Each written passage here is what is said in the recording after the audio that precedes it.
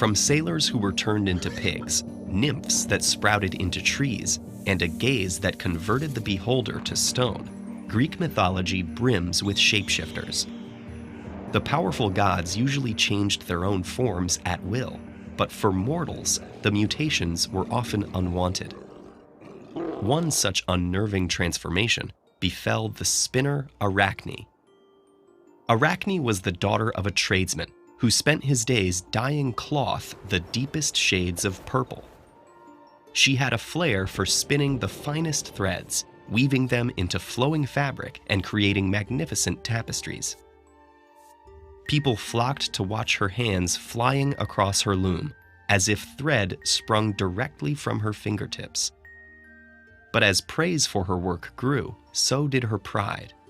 Arachne could often be heard boasting about her skills, declaring that her talent surpassed anyone else's, mortal or divine. She refused to see weaving as a gift from the gods. Rather, she flaunted it as her own personal genius. Unfortunately, the goddess of wisdom and crafts, Athena, overheard Arachne making these claims. Planning to teach the ungrateful girl a lesson, Athena disguised herself as an old woman and stole amongst the mortals. She berated Arachne in public. How dare the weaver claim herself greater than the gods?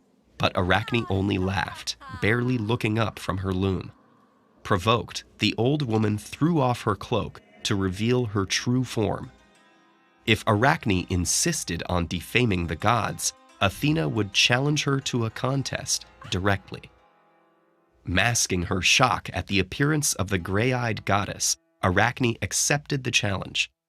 Athena drew up her own glittering loom as a great crowd gathered to watch. The weavers began, eyes fixed and shuttles blurring. Athena conjured wisps of cloud from above and slender threads of grass from below in a spectacle of strength. She wove tremendous scenes that showed the power of the gods. Poseidon riding the waves, Zeus firing thunderbolts, and Apollo hurtling across the sky. In Athena's splendid tapestry, the glory of the gods dwarfed mortal life. But Arachne had no interest in boosting godly egos. Her tapestry showed the gods abusing their power, squabbling amongst themselves, drinking and bragging, and meddling in the lives of mortals. She represented Zeus as a philanderer, transfiguring himself to ensnare women, a swan for Leda, a bull for Europa, a shower of gold for Danae. Arachne then turned to the misdemeanors of other gods, from Pluto's abduction of Persephone to Bacchus's wild pursuit of Erigone. Even though she cast the gods in the most unflattering light, Arachne's work shone with her dazzling skill.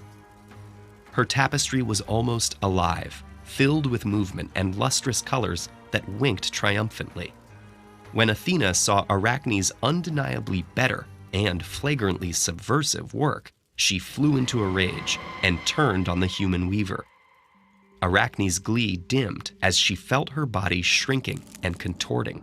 Her fingers waved wildly as her arms stuck to her sides, and black hair sprouted all over her body.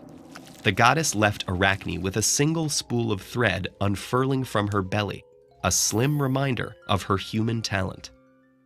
For challenging the assumption that the gods were untouchable, Athena had shrunk her adversary into the first spider. To this day, Arachne and her children spin out her penance, or is it undaunted persistence in the shadows of giants? If you enjoyed the myth of Arachne, check out this playlist for more epic tales.